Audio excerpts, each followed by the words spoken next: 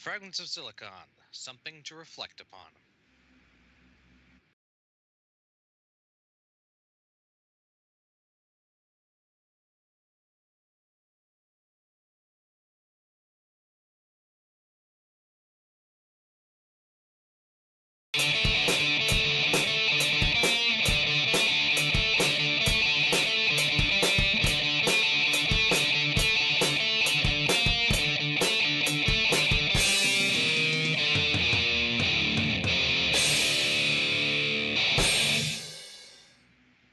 All right, welcome to another installment of Fragments of Silicon.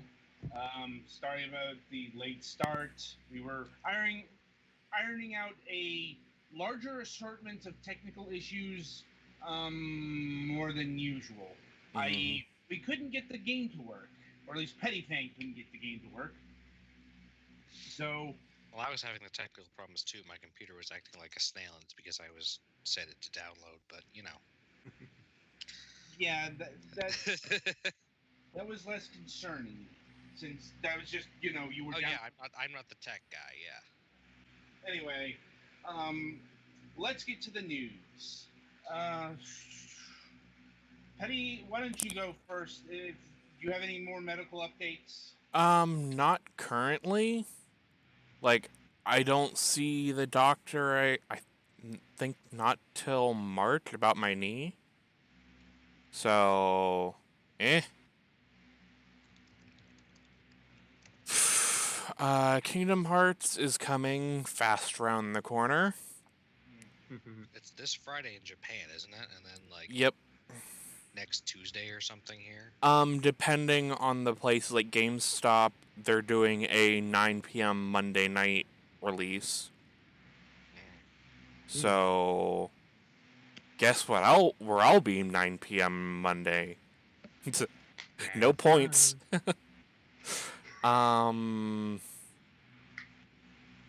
And honestly, other than we got a bunch of snow, which I'm not a fan of, not a whole lot's been happening. Twilight? Well, we had some snow here Sunday, and it was nice to see at least a second round of snow since we haven't been snowing much here this winter. Um, well, it would appear that I'm probably not going to be buying that house I was looking at for the past few weeks. That's unfortunate. Yeah, we discovered there's apparently black mold underneath it. Ooh, no. I would have pieced the fuck out, too. Yeah. Was this something you were looking to own or rent? Yeah, I was looking to own it, actually. Huh. And there wasn't too many bad fix-ups that would need to be done.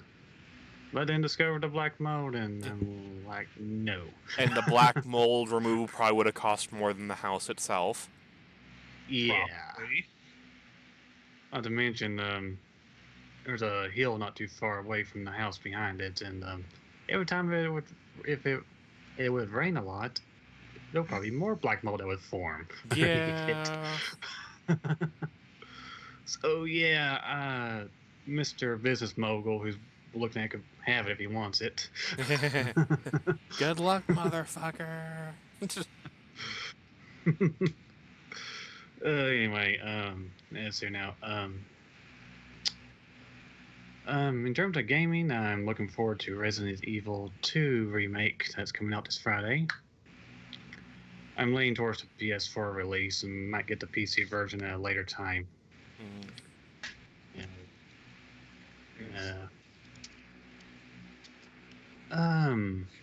And listen now. I was looking forward to Kingdom Hearts 3 myself. I think I'll get that at a later time. Since I'm more interested in the RE2 remake. And oh yeah, also I recently got a Elgato, so I can mess around with that. What, Spanish cat? No, It's no, the It's a capture card. yeah, capture card. I mentioned it Sunday. Yes, I believe. know. No. Yeah. Well, anyway, that'll be it from me. Well, Galix, you're up. It was a very cold weekend.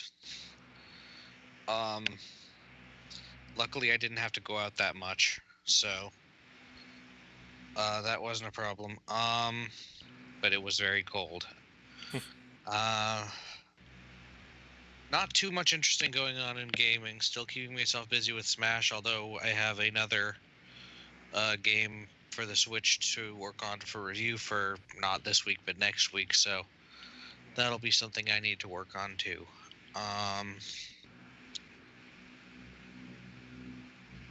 Yeah, I'm pretty boring. just I mean, you put that out there. Not Yeah. us. Well, I've always been the kind of person who doesn't go out and do much interesting, so. Right. Anyway, interesting isn't always, good. Yeah, Yeah. anyway, I don't have any other major news, and yeah, that's probably mostly a good thing. Anyway, I guess it's my go. Let's see. Our website is still not working properly. If I'm recalling correctly, this has happened before. It's like it's a WordPress update thing. I'm not sure why it happens. It's just honestly the infrastructure of the backend's been getting ever creakier. Like I can't upload images properly. I have a workaround. It works, but I shouldn't have to use a clutch. Yeah. I mean, we're supposed to be getting that new website any decade now. I mean, Max. Yeah, as soon as Mac doesn't have 14 other projects. Yeah. Well, it's like that'll be half past never. yeah. But he did say he was going to update the website. Get a consultant and everything, or what? It's like I've lost track of the amount of times that website's supposed to have an overhaul. I was about to say, hasn't he been promising that since before I joined? Probably. Like I said, I've honestly lost track of how many times that website has supposed to be revamped. I mean, we've been using it for almost a decade, and it's pretty much been the same for about a decade.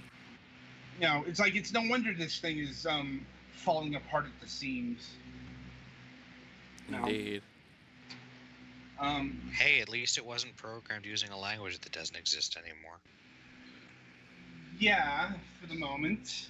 I mean, hopefully, it's like hopefully the back end will right itself, or I can figure out what the hell happened, why this keeps, because you want to have the thing up to date, so the security stuff is up to date. Mm-hmm. It's not. Yep. Especially because stuff like Chrome and Firefox have been cracking down on that. Yes. So it's not a good look. It's like, so I don't know how long this lasts. I mean, maybe, bring it up in the next time Mac graces us with his presence, which could be literally months from now. When's the next supermoon? Well, the last supermoon was like 2 days ago, so. I know, it's a joke. Yeah. Like, so just keep an eye on the social media for the updates for the time being. Like, as soon as the website becomes unstuck, we'll let you know. Mm-hmm. All right. That aside, my cat seems to be recovering from about a fleas. That always sucks. Yeah. Well, especially when especially when they bite your leg. Yeah. One of those do something human they itch. Something. They don't itch all that much, but that's because I've, been neutralizing them. Mm. Like, Did you put a flea collar on your leg? No, unfortunately, the cat kind of chews through his collars quickly, so kind of giving up on putting flea collars on him. Well, no, it's better. It's more effective probably to use the stuff you just rub into their shoulder blades, but that's what I use. You know, it's like trust me, he has gotten his medicine. Doesn't help that he's gotten really affectionate lately. I think he's been traumatized. Well, yeah. Anyway, also the weather. It got warm today, upper 70s. You know, that's not expected to last. Now, yeah, keep in mind, I live in mid-Florida, so near freezing temperatures is not a thing I'm used to anymore. Yeah. Meanwhile, the rest of us are looking at almost, half an inch of snow outside.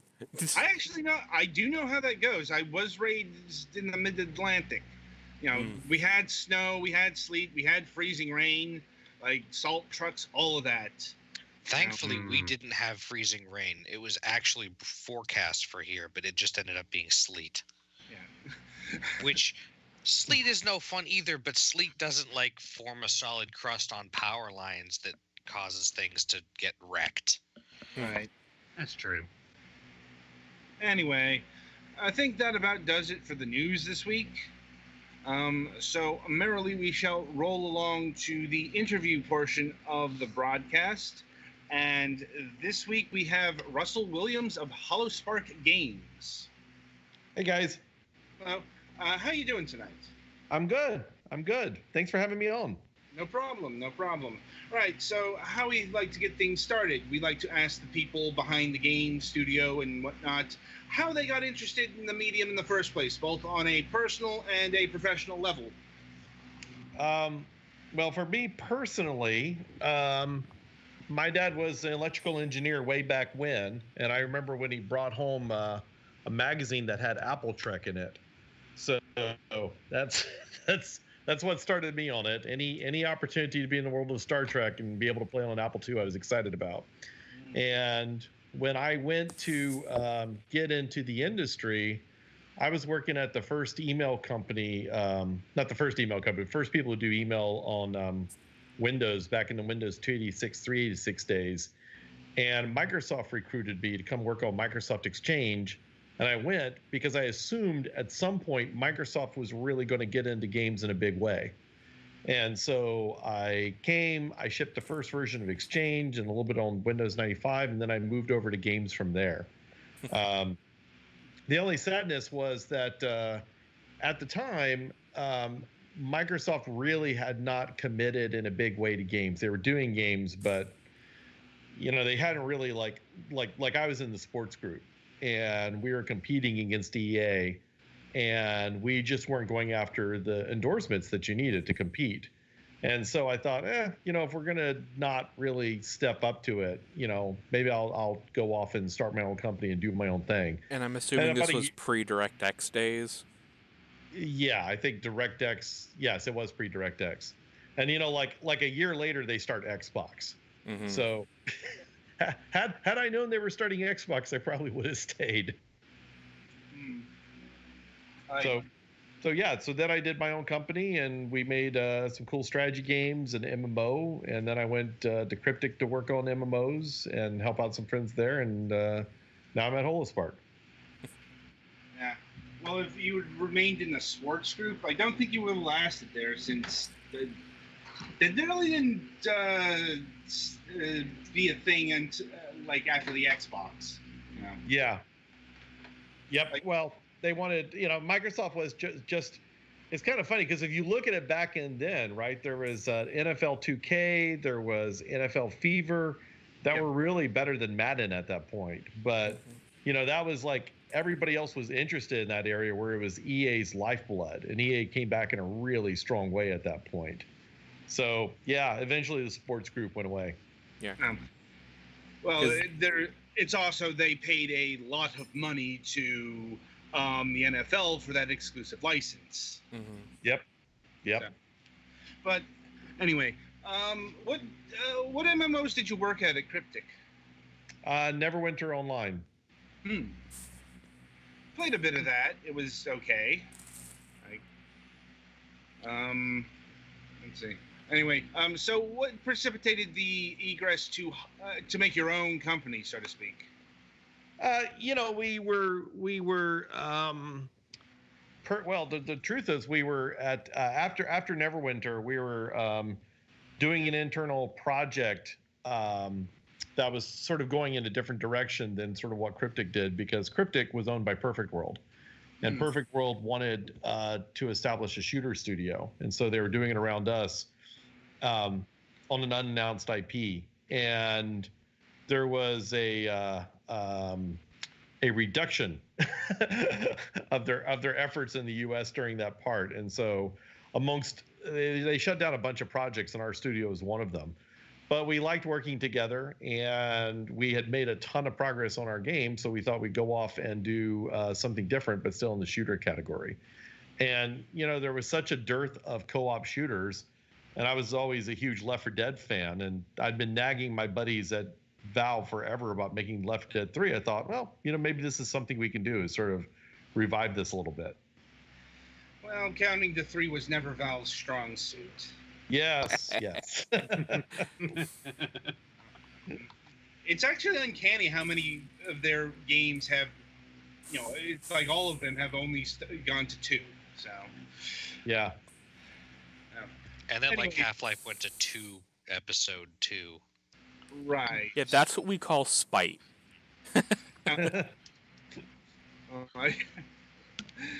Among other things. Anyway, getting back to Holospark here. Yeah. I'm not. Was Earthfall your first release game, or was it the Impossible Travel Agency here? The Impossible Travel Agency was our first release game, which is obviously more of an experience. You're just looking at things that happen. We had 2 groups, one that was focusing on VR and one that was working on Earthfall, because we were really intrigued by VR. Like a lot of people, that first time you put on the goggles and see what the potential is, it's just your mind seizes up. It's just so exciting. We did Impossible Travel Agency with that group while they were really working on sort of what was a research project for us, which was how to represent humans in VR.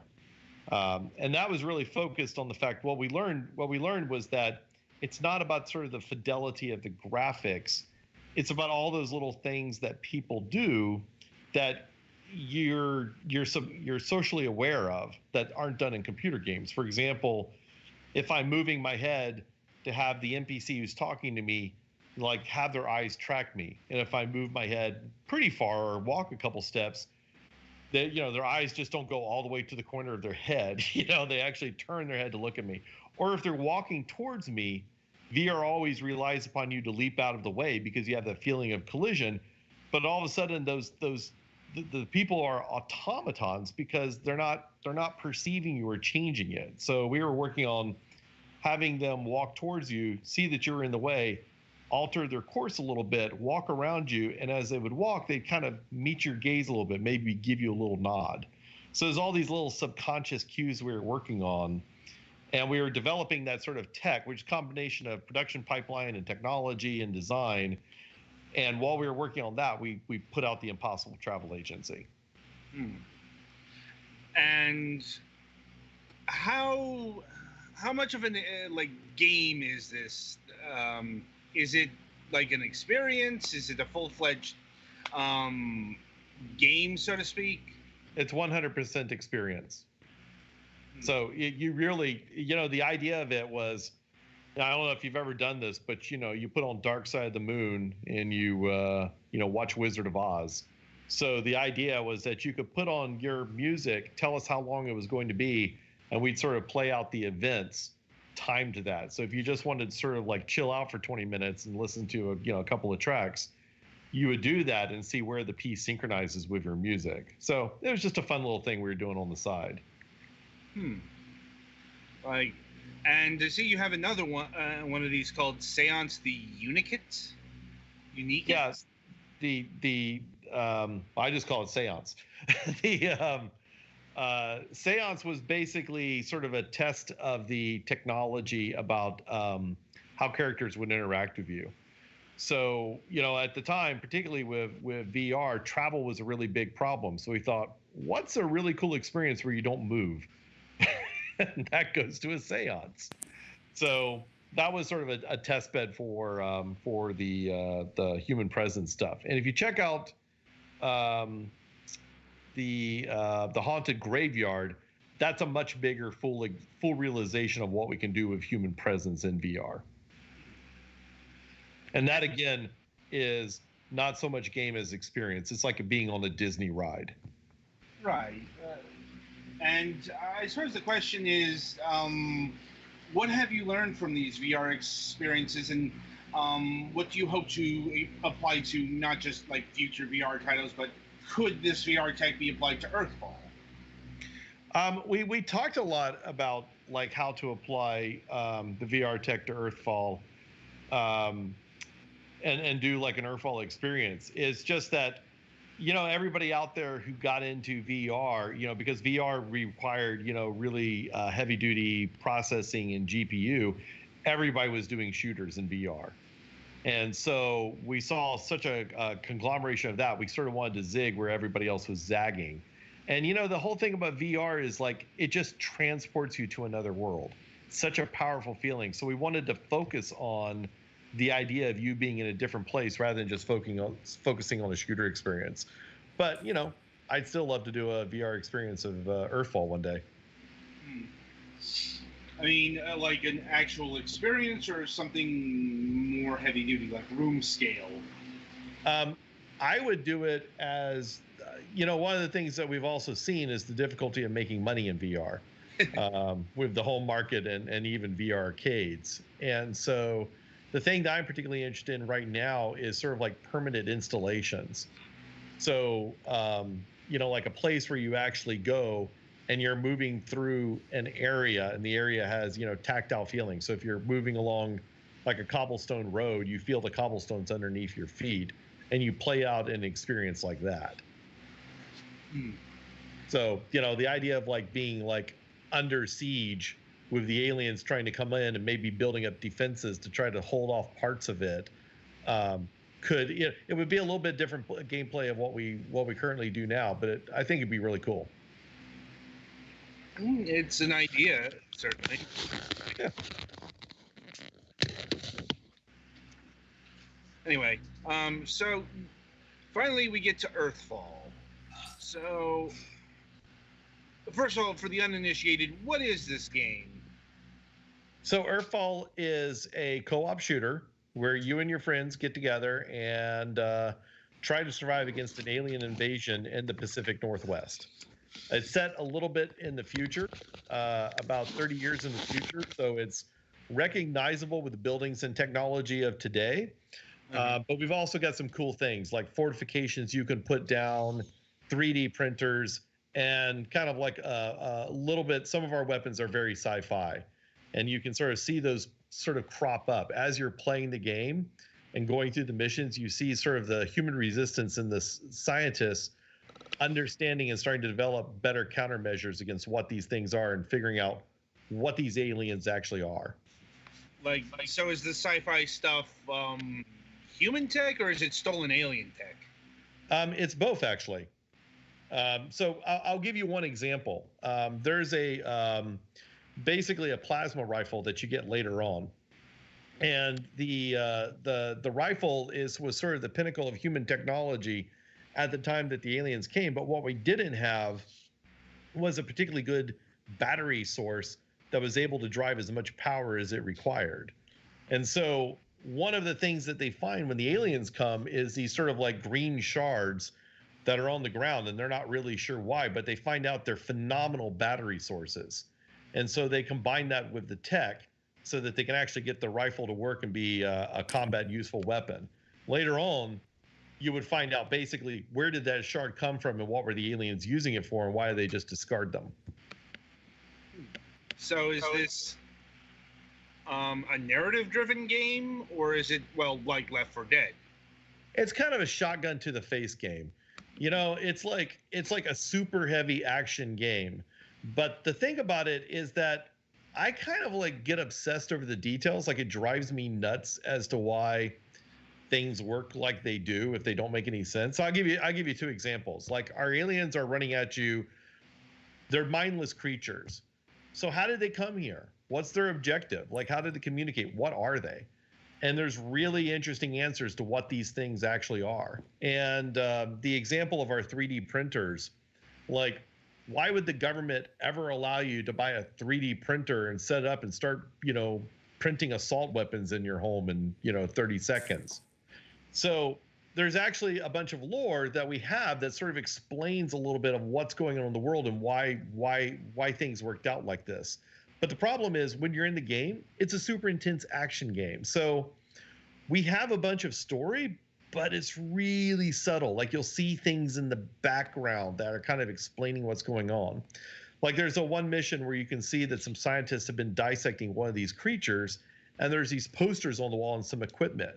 Later in another mission, you see that equipment is set up, and it's an early warning detection system for the aliens. But how does it actually work? If you go back to that first mission and look at the posters, you can kind of see what they're detecting and how the aliens are operate. But we can't stop the game to have a talking head come out and explain things to you because it's a co-op shooter. So we tried to sort of like we're really experimenting with a super light narrative touch for the people who cared about it, but the people who didn't care about it just grab a weapon and start shooting. So kind of like Overwatch a little bit, only without the external like cinematics and stuff like that. Yeah, and that there's sort of like a suggested world there. It got me frustrated because as a Left 4 Dead player, by the time I depopulated the state of Georgia of zombies, I kind of wanted something to change, like future missions to reflect a little bit of what's going on. And that's actually one of the reasons we went with aliens instead of zombies, is because we wanted to have kind of a story. And zombies don't give a damn, how many zombies you killed, right? They don't get the council of zombies and work on a strategy to come after you. Whereas the aliens actually have an intelligence and there's a reaction to what you're doing.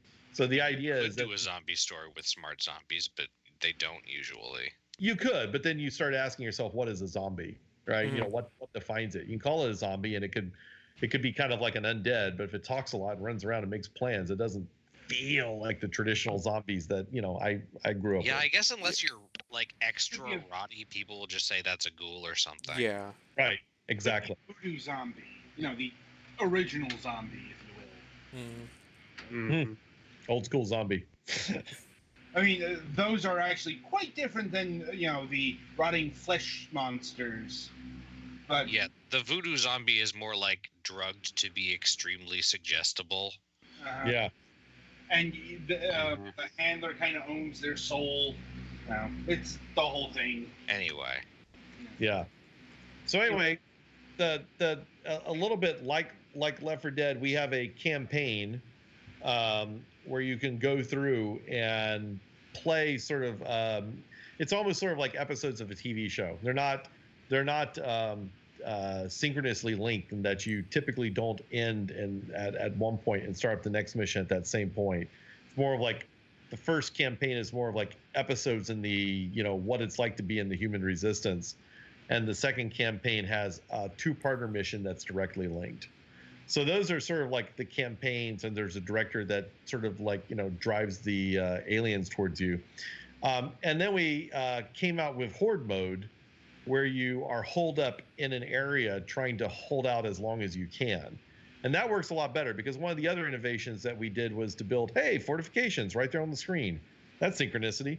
So you can drop down fences. You can take a propane tank and attach it to a fence and turn it into a flaming fence. You can take an arc grenade and put it up on a fence and electrify it. You can, just basically, put down mounted automatic turrets. So you can sort of like put up barriers and create kill zones for the aliens. And that, in a mission where you're sort of going from A to B, setting up a defensive area is not nearly as interesting as when you're going to stay in the same area for a lot longer time. Makes sense. And in terms of player avatars, are we dealing with like characters here or classes? You're dealing with characters. Everybody basically has access to the same weapons, no matter, and the same attributes, no matter who they play. Now, as you play, you'll be able to unlock perks and level up your ability and have different benefits that you go into the game with. So, for example, if you're a longtime player, you can open up stuff like, being able to carry 2 grenades, or being able to dual wield MP5s, things like that. But you can do that regardless of which character you play. Gotcha. So there's no differences between the characters. Correct. And are there different skins? Oh yeah, we've got different skins. We've got sort of like dark suits. We've got luchador outfits. We've got astronauts. We've got all sorts of stuff that you can get. We've also got charms that you can also earn and attach to your weapons as well.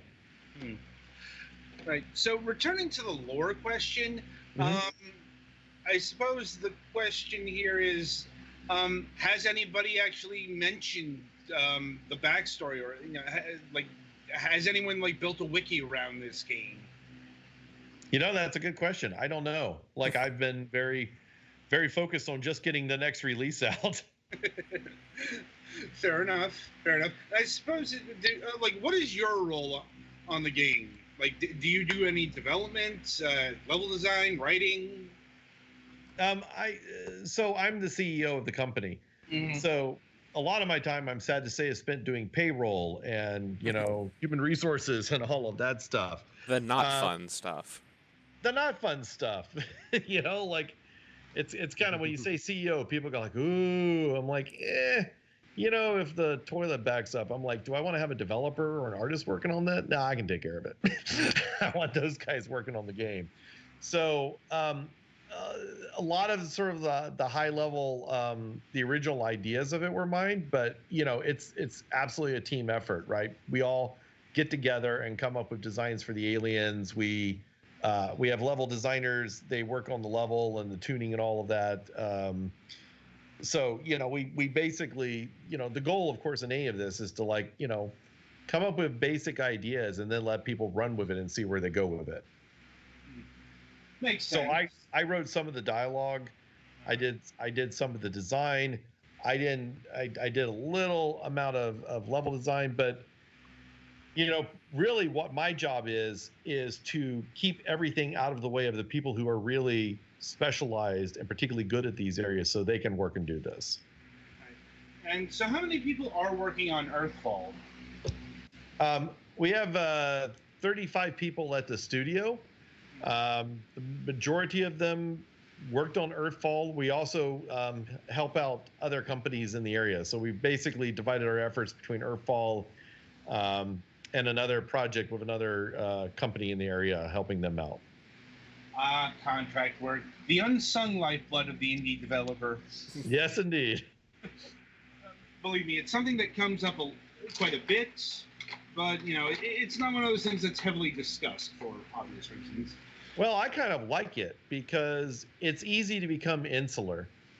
When you've got, my previous company, we, when you have people come from the outside, they start talking about new ways of doing project management, new ways of doing development, new ideas for design. You just want that sort of those external ideas so that you don't get stuck in the one track of the way that you're doing things. And so I always like doing internal development, but I also like working with external people as well. So you think that 5-button combination to a simple jump is fine? And it's always like, are you high? Kind of thing. I'm sorry, what was that? He's talking about overcomplicated button presses to do a simple mechanic. Yeah. Yeah. Some developers think that's fine, and then somebody else will come in like, are you high? Yeah, when we started the development of the UI, we're like, one of the things we very intentionally said is we don't want to redesign UI or the button inputs, because people come from these other games and they're used to it. why try to teach them a new method just to be different? Makes sense, especially since, well, in terms of controls and such, how close is this game to Left 4 Dead? Like, if somebody's a veteran of that game, will they be able to jump in, or is there some adjustments to be made? They will absolutely be able to jump in because it's more about the feeling of the game. There are things that we do differently because it's also a modern game. So it's kind of funny because you're like, I'm a veteran of Left 4 Dead. Have you played any other games? Yeah, of course. And then you start, the way that we actually throw grenades, the fact that we actually have, aim down sights. There are things that, Left 4 Dead did differently or didn't even have. And you just expect it from modern games. So it feels like Left 4 Dead. You don't even think about the fact that now you can actually aim down a gun. Right. It's like it might be lost, just how old Left 4 Dead and Left 4 Dead 2 are. I believe that they're either 10 years old or over 10 years old. So yeah, they're over 10 years old. And you know what you really pick up from Left 4 Dead is just constantly scanning from all angles, because stuff can happen from almost anywhere. So you are constantly checking things out and trying not to get ambushed from behind. And also, like, I remember I was watching one person, they were constantly trying to do precision shots. And I'm like, no, Joe, just start squeezing the trigger and look to the left and look to the right. Keep firing unless you're under ammo discipline at the moment. That's how you deal with these things. Now, like, will the enemy try and outflank you, or are they just basically zombies with an alien skin? They are, or are zombies aliens? They actually will do outflanking, but it's not outflanking like human AI outflanking. So in the previous game that we were working on, we actually had squad level mechanics. And when I think of flanking, that's typically when I'm shooting at somebody and they're a little bit behind cover, and then I start moving to outflank them. Whereas the aliens are pretty much fire forget weapons. They are coming at you. And so they'll come at you from behind, they'll come at you from the side, but they don't stop, see how you're firing, and react to you on that level. Fair enough. And in terms of co-op gameplay, is this game optimized for 4 players, or can you get by with like just the one? You can get by with just the one depending upon the scenario. So here's the thing. When you're playing by yourself, you'll find that the AIs are pretty good shots. We actually had to tune that a lot because, like here comes, some big threat and the aliens, see them the AI see them at extreme range and start shooting at them. So in some sense, they were too good until we scaled them back a little bit. What the AIs are terrible at is that they don't do mission objectives, but they do some things like they'll pick up their own weapons, which is, not, again, you go back and you forget what Left 4 Dead actually was. There is a lot of mechanics for how you got an AI to pick up a weapon in Left 4 Dead. The AIs will actually run back and print their own weapons. They'll pick up weapons. They'll go back to healing stations and heal themselves. They'll use health packs and heal themselves and heal you and all that stuff. That's good. So if you're doing like a very mission objective, so like horde mode is a lot harder with the AIs, because with horde mode, you want to be putting up a lot of fortifications if you can, and they don't do those. So it's a bit of a balancing act. Yeah, I'd say the AIs are way more useful when you're playing the A to B campaign missions than in horde mode. And are there any plans for local co-op? You mean like couch play? Yeah, given that this game is coming to consoles. Yeah. Well, the game's actually out on consoles right now. Oh, right. Yeah, you can download Earthfall on PS4 and on Xbox right now. I'd love to do couch co-op, but the performance problems are just too big of an issue. Makes sense. Like, unfortunate, but You know, Oh yeah, we talked about it at the beginning. I love to be able to do couch co-op. It's killing me not to be able to deliver that. yeah. Well, what sort of is this game using any sort of middleware technology like Unity or Unreal? Yeah, we're on Unreal. The current build of the game is on Unreal 416. We also use Fmod for our sound system. Sounds pretty current. Yeah. Well, Um, Unreal's put out other engine updates since then. right.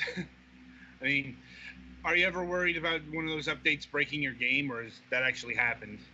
Well, the updates. So the way it works is when you get an update, Unreal puts out that update, but you don't take it automatically. Mm-hmm. So you decide what you're going to integrate with. And I think right now we're looking at a much more recent version of the Unreal Engine and updating the game to it. Like, and how? What's the resolution and specs for the consoles? Like, is it optimized for the PlayStation 4 Pro, Xbox One X? Is it 4K? How many FPS and all that stuff? Yeah, so I believe the thing about Earthfall that's not obvious is our AI is very intense because we have much bigger crowds and swarms than you typically see in these games. And they move along the terrain, so they know how to climb buildings and pathfind a little bit more intelligently. But it's a little bit of a cost for us. For PlayStation, we're optimized to be able to handle PS4 Pro with 4K and HDR. The build that we're on with Unreal doesn't allow us to support that on Xbox One X. So when we're on that platform, we don't even know that we're actually on an Xbox One X. So we can't take advantage of some of the power of it. Wow. That's unfortunate. Well, that's why we're looking at an updated version of the engine. It's just, the thing about game development is when you're working on the game, and if you're doing something relatively ambitious, you're going to wind up having to write your own code, obviously, for things that the Unreal Engine doesn't have implemented or doesn't work correctly in the current build. And so the more you do that, the harder it is for you to take an engine update later. So as you get in the final run for release, you're stuck on that engine version. And that's just, you can't change that engine until you get after release and get a little bit of a chance to breathe, or else you're going to break everything as you're trying to release. Mm-hmm. Yep. There are games that have been filled because they tried to keep up with the engines. Yeah, it's a big commitment, and particularly again, the more you rewrite of your own custom code to solve problems, the more that's an issue for you to upgrade. Mm-hmm. Like the ideal is just being able to remove that and the engine take care of it for you, but sometimes not always an option. Yeah, I'd love to just take every single every single point build of Unreal. That's probably the best way to do it. And on the computer side of things, is this game for Windows or is it also available for Mac and or Linux? Yeah, we are Windows only. So Earthfall's complete line is Earthfall for Windows via Steam, and Xbox and PS4. Like, yeah, well, you gotta ask. It's like, but it's actually understandable if you don't make versions for the Mac and especially Linux because those are very small markets. Indeed, gotta ask this question. I'm not expecting a yes, but have you considered Earthfall for the Nintendo Switch? So there's things that we're working on that I can't talk about in the future, because you never know how things are going to work out. So it's kind of hard for me to comment on future plans. Curious and vague, and unfortunately we have to leave it at that. I'm just noting that's not a no or a yes. Anyway. It's a no. Okay. Anyway, so In terms of updates and releases, you recently put out the Hazmat Pack. What is contained within this batch of DLC? Oh, well, the Hazmat Pack actually came out with the release. Okay. The Hazmat Pack is one of the things that you get in the deluxe version of it, and it's just basically hazmat skins that you can put on your players. We've done 3 at least pretty significant releases after release. Some of them we introduced, I think, the grenade launcher. One of them we introduced new maps. The biggest release was the most recently released when we came out with the no, actually there was a December release. Before that, we came out with the Horde mode release, and that came out with, I think, like if I recall correctly, we released with 10 maps, and I think Horde mode gave us another 6 or 8 maps, all total for everything. And it gave us new gameplay modes, and we also went back and redid a ton of the weapon sounds in the game, and also did more tuning of the weapons and relit some areas and stuff like that. The weapon sounds we never really quite had the level of impact, and shooters live or die not just by how the game plays out, but just how fun it is to just shoot a weapon. Like, if there's no enemies around, is it fun to run around in the map and shoot the weapons? Does the gun feel good in your hands? Like, that's a fundamental criteria. I just didn't think we had ever really quite nailed the gun sound. So we went out and hired a company called Formosa, and it's the sound designer who worked on John Wick and Deadpool to do our gun sounds. And yeah, who would have thunk? That guy's pretty good at it. So that introduced pretty much all new weapons for almost all the weapons of our game. And who handled the music on Earthfall? We had 2 composers who helped us out with that. One was Adam Gubman, who actually worked with me on one of the MMOs we did at one of my previous companies called Pirates of the Burning Sea. And, does absolutely just gorgeous stuff. And it's killing me right now because I actually feel terrible, but I'm not sure who our second composer is. I don't remember his name off the top of my head. Aaron, yeah, I believe it's. Sorry, I'm just pulling up a file right now to find his name. Yeah, real-time research. It's been known to happen on this program. All I know is his first name is Aaron. Aaron Rotha. Well, yeah. So he also did some of the music in Earthfall. What's some of the other things he's done? Aaron, I don't know off the top of my head. Adam has done a million things. He not only does like tons of games and games I've worked on in the past, but he also does like music for Disney, like, the Main Street Parade music and stuff like that.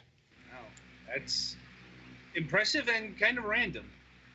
Well, he just churns them out, and he's super talented. And Aaron's also done some really great stuff. I just don't have, like, one guy I've worked with multiple times, the other guy I've just worked with natively. So I don't remember off the top of my head exactly everything that he's done. But I found his webpage. Ah!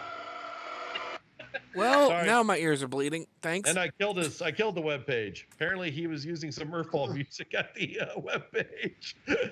Obviously, he's very proud of his work. Yes, but the glimpse, I saw TV and other media. So, yeah. Anyway, so what is upcoming for Earthfall? Do you have a roadmap here? We haven't published out a roadmap. We wanted to get done with the Horde mode release, and now we're working on some kind of bigger things. But we have another release coming out relatively soon. I just don't want to talk about what's exactly in that right now. It requires some technical things that we're working on right now. So I'm kind of very vague on exactly what we're doing because it's all technical stuff.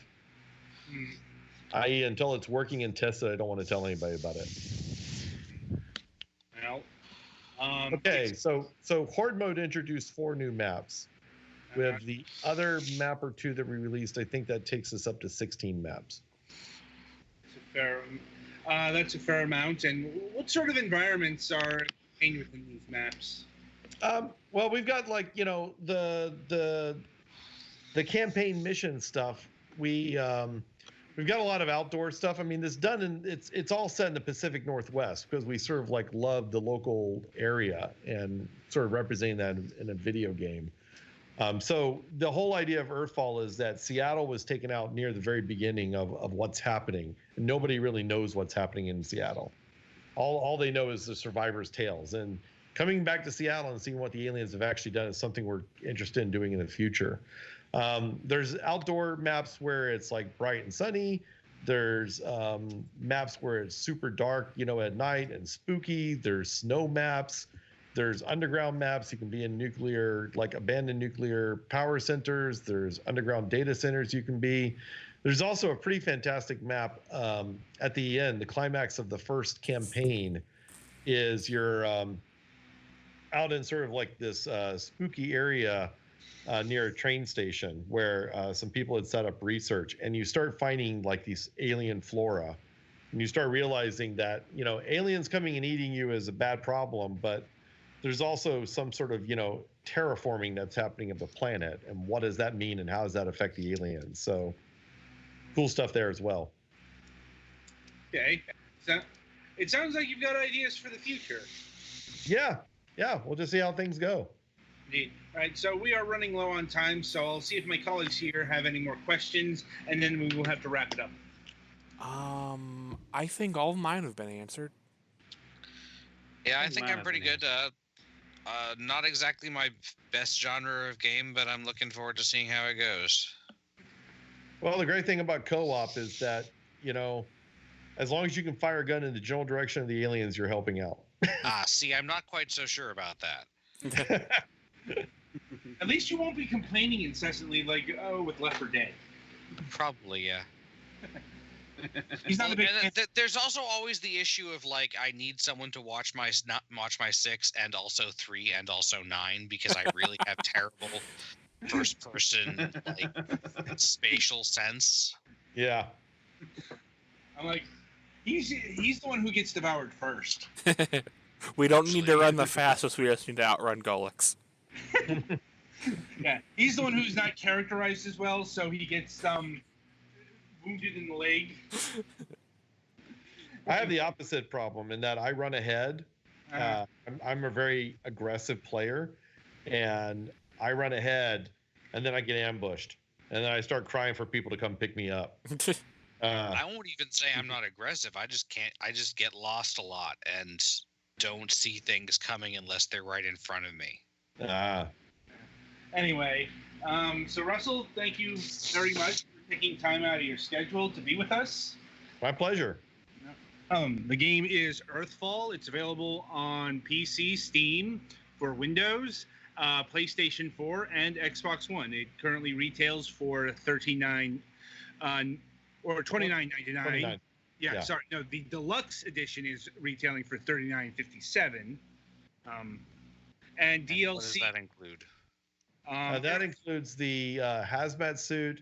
It includes, if you're on PC, hazmat suit, and it's also got some other skins as well. And you can also get the Earthfall soundtrack and the hazmat pack separately. $4.99, $9.99, $14.98 for the package. So be sure to pick them up today.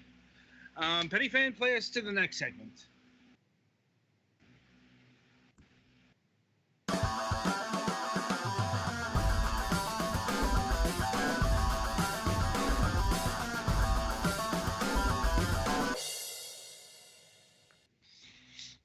All right, welcome to the topic of discussion. This week we're talking about Super Mario, the new Super Mario Brothers series. Mainly because New Super Mario Brothers got a deluxe release on the the Switch recently, and we've already talked about Resident Evil 2. We've already talked about Kingdom Hearts. So there's no other notable game releases to really be conversing in the current strata. And surprisingly enough, we haven't addressed the new Super Mario Brothers directly. I think a lot of that had to do with the fact that, Naka and Ogre were part of the crew for a long time, and they did those Let's Plays. But now that the configuration is vastly different, we can give them the drubbing they so desperately need. So we're going to start with the new Super Mario Brothers series. I mean, I guess we could go into the common refrains of the whole using the new moniker when none of these games are actually new anymore. Well, it was new at the time. It was the first new game in the original style for a while, and also new sounds cool in Japanese. Right. It just kind of became part of the branding after a while. Indeed, like the new line of Mario games has a very distinctive sound, play style. It's like a whole heaping helping of vanilla. Yeah. They did all feature new and theoretically interesting power-ups. They just didn't always use them interestingly. Well, the games did have some differentiators. It's just not enough of them to really justify 4 games in such a short time. Really, I'd say they hit the wall with the 1-2 New Super Mario Brothers 2, New Super Mario Brothers U release in the same year. Those both came out in 2012. They really didn't add anything to... They were for different systems, but yeah. I mean, it's like New Super Mario Brothers 2 decided to center itself around a gimmick of collecting coins. I've mentioned this many times before, but it still bears repeating. That's Wario's shtick, and honestly, the Wario Land games did that thing a whole lot better. Because in the Wario games, you at least have... First, you have the implicit reason of why you're doing it, because Wario is a greedy fuck. And then you also usually have a specific in-the-game reason why Wario needs money in this instance. Right. He's trying to buy a castle and whatever else. It's like, and that gets to my point. It's like, there was a point to collecting shit, both collectibles and money, in the Wario Land game. That affected the ending, at the very least. In the new Super Mario Brothers 2, the most you get is a new title screen for 1 million coins, which takes a lot of work. It's like, collecting coins isn't satisfying if they're so fucking insubstantial. And I think the only new power-ups that game have were pretty much entirely coin-related. There was the coin block that goes on your head that makes you poo out coins while you're running for a while. And then there was the golden fire flower that is a fire flower that also makes enemies and bricks that you hit with the fire flower, with the fireballs, turn into coins. It's kind of an amazing paradox because, New Super Mario Bros. 2 went all in on this gimmick, put so much effort into it, and yet put so little effort into it. It's quite astounding. Well, I mean, the new power-ups in the other games are at least interesting. New Super Mario Brothers on the 3DS, whatever it was on, had the blue shell, which was not a good power-up. No, but at least gave you you could duck and protect yourself. You could do a shell slide, and it also had the mini mushroom and mega mushroom for the first time in actual platforming games, I think. And the mega mushroom is entirely gimmicky because you literally destroy the stage using it. Yeah. But the mini mushroom, unlike other power-ups, doesn't give you an extra hit, but lets you jump better and fit through some secret passages that you can only get through with that. I mean, New Super Mario Brothers for the DS, it's like it honestly is in many ways the most creative of the bunch because, well, it didn't rely on the Koopalings. I know they were a fresh idea for around New Super Mario Brothers Wii, but by the time we started getting to U and 2, the Koopalings were thoroughly overused as boss. It's not bad to use them as bosses, but it's good to have other things too. Yeah, I'm like, Yeah.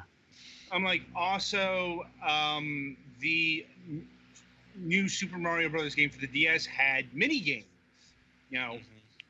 Really good mini game collection.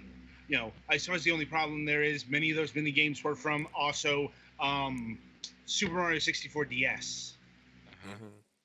And then was it Wii that had the propeller suit that lets you get a lot of vertical air? Yeah, because that ice was flowers. Ice flowers for the first time in 2D, where you use them as an actual like fire flower equivalent instead of they were in Galaxy, but in Galaxy they turned you into a transparent ice Mario that could like skate. Yeah, and Wii is probably on balance the biggest contributor to innovation in the Mario franchise. Yeah, and it also had the sorry. Yeah, because Mario had never seen simultaneous co-op before. Yeah, even if they couldn't use Real Toad and couldn't use Princess because she'd been kidnapped, so instead they didn't figure out that hey, maybe you could not have Princess Peach be kidnapped until Super Mario 3D World, which is not technically part of this franchise, even though it's sort of like a next door. Yeah, it's weird. But yeah, new Super Mario Brothers Wii famously introduced 4-player co-op. So yeah, you can beat Mario, Luigi, or we have 2 Toads here. One of them is blue and one of them is yellow. And I think they have names, but I can't remember them. Their names are Blue Toad and Yellow Toad. Now they got like official names. I'm pretty sure their names are Blue Toad and Yellow Toad. Well, and it's to line up with the hand cursor things on the Wii. Yeah. Anyway, and it's just its execution was not the best. Like honestly, if you want to see the 4-player co-op thing done good, go play Rayman Origins or Legends. Yeah, they decided to go in with like, yes, all of your characters occupy their spaces, and therefore you can like bump each other off platforms accidentally, or intentionally pick each other up and chuck each other off platforms on purpose. Yeah, it's like 2 players works well enough. 4 players is a fucking nightmare. Right. I'm looking on the wiki and I'm not seeing any names other than Blue Toad and Yellow Toad. I could have sworn they had names. Anyway, I guess it's not important. And yeah, they've always done the red, green, blue, yellow color theming. But, yes. I mean, they're just toads. Yeah. Yes. I'm like, it has the same problem with the Paper Mario games. Right. Toad is fine, but you don't need, like, that many toads, and you don't need to have, like, only playable toads. Yeah. Anyway, they also introduced the penguin suit, which is basically an ice flower that also gives you most of the flowers of a blue shell and also swimming power. And the ability to slide across the ground. Nice area. And then you introduced, at the very least, the flying squirrel suit with the power acorn that lets you glide but not actually gain altitude much, and also lets you cling to walls, which I like the power-ups they added in these. It's just the real problems with these games is not so much in the concept as in the execution, because the levels are very rotely designed, get to the end. It's very Sonic-esque. They have like set pieces, but they don't explore the set, like they don't combine the set pieces interestingly usually. Yeah, it's all very drab and very bland. Outside of the Vincent Van Gogh painting levels in You. Like, Yeah, with when they're first doing the okay, we're going back to the 2D Mario style, and we're doing a lot of stuff like Mario 3, except we're having the end of level things like in Mario 1. That's fine, but then there's more than Mario 3 with the flagpoles from Mario 1 to 2D Mario games. I mean, I will give them kudos for not wallowing in nostalgia with the new games. Like, the play style is basically the 3D Mario games brought to the 2D realm.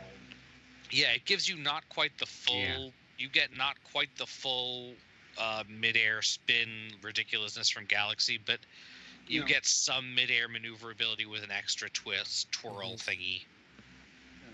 It's just. And these are the ones everybody's just reskin Mario, right? Yeah, Like- Luigi, I think, might be a little bit different. Well, The toads are identical to each other and pretty much the same as Mario, though. yeah. Well, like, the overall problem with the new games is they're solid, but spectacular. Like, it's all. Yeah, compared to actual Mario 3, which had like much more creative level setups. Well, it's like. And then also had like secret power-ups that you could just say, hey, when I was playing Mario 3, I broke a rock that you didn't normally do, and I got to a boat that I took to the other half of the world map, and there was a suit that let me turn into a Hammer Brother. Well, it's also Mario 3 and was vastly different than Super Mario World. And like the Super Mario World game was different than the land games. Right, and they all kind of go, all of these games, and they are all called Mario Brothers, so I mean, I guess there's being honest to that, but also that's not, there's a limitation in the creativity there. Like Super Mario World, the way they had like secret exits to like half of the levels was cool. See, the thing is, the most interesting new game isn't the one that stars Mario.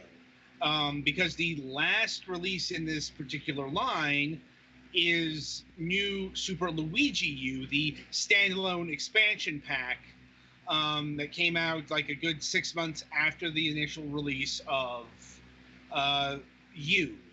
Right. In this game, you're playing as Luigi or the two yellow toads, and they also with Luigi physics. So that's a thing. And then they also include the ability to play as Nabbit, who was introduced in one of these games, I think it was Wii, as just this guy who's an asshole and comes and steals treasure and then runs into a stage and you have to go chase him. Yeah, Nabbit. And when you're playing as Nabbit, you're transparent to enemies.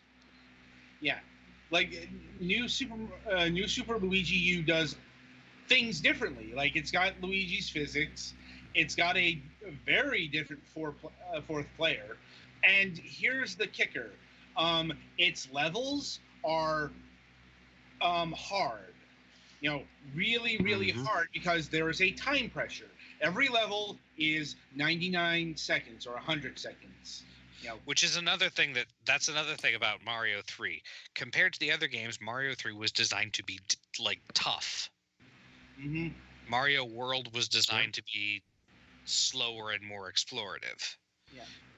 And the new games until Luigi U generally aren't that tough. Now, it's actually a bit of a matter of debate if Luigi U is the last new Super Mario Brothers release, because we've got Mario Maker, which had the new Super Mario Brothers tile set included therein. I mean, Mario Maker is its own thing. Yeah, the aesthetic was there, but I think, honestly, the reason I would not count that is because you have a lot of limitations inherited from Mario 1 and Mario 3, even when you're using the new Super Mario tile set. Right. There are no slopes. You can't include most of the fancy set pieces and stuff. I mean, yeah, you can make a stack of like a fire piranha on top of a giant Bowser inside a clown car just in the middle of a level if you want, but Yeah, There are strong limitations to what you can actually include in the stages. yeah.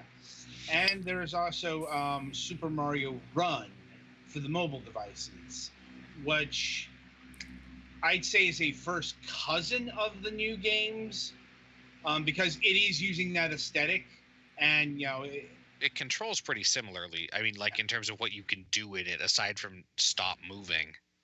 yeah, it's like, you know, it's like if you want to include that in the new line, I could understand it. Like it's not technically called new for whatever reason, but it's It's using the same set of models and stuff. yeah, it's got enough in relation to the others that yeah, you could call this the unofficial official fifth new Super Mario Brothers game. Like, and I suppose that gets to the question of what is the future of the new line, because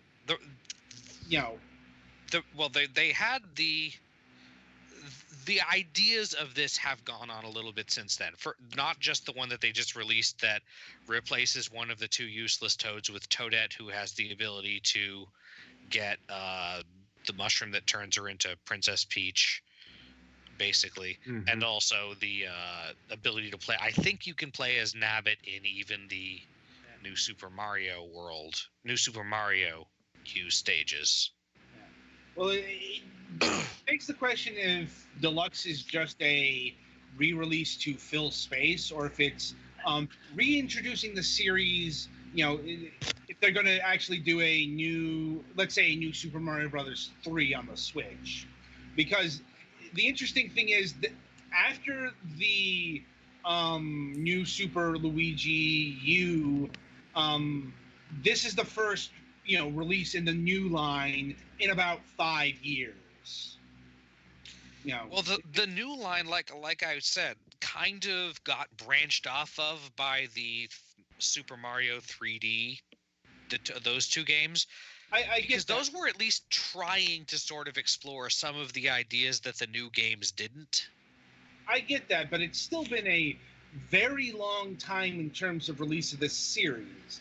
It's like 2006, 2009, 2012. Yeah, I do think there's room if they wanted to make one for a new 2D playing Mario game, but I think either including Princess as a playable character and regular Toad instead of just two Toads that no one cares about. Yeah, it's or even Toadette and Toad or something. I don't know. Or like I don't think they could get away with just doing following the limitations they already had. Yeah, they can't just add another suit and call it good. Yeah, they need to change some things. Like, even though there are some, like Super Mario 3D World still has a lot of, even though the worlds are 3D, still has a lot of get to the end of the level with set pieces, but they at least did some other creative things with bosses and with including Princess as a playable character. Well, I guess we might find out, say, E3 time. Mm-hmm.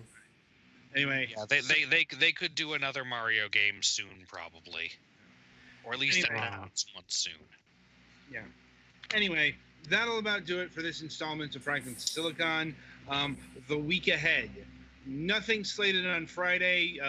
We will get around to actually playing Earthfall maybe in a few weeks. It's just slated for a few weeks because we just got the game today, and we're not exactly sure if it's going to run for everyone. So we got to determine if this is actually viable first. Yeah, and it may not be streamed. We don't know yet. It depends what all this game takes. So, we will announce plans if there are plans.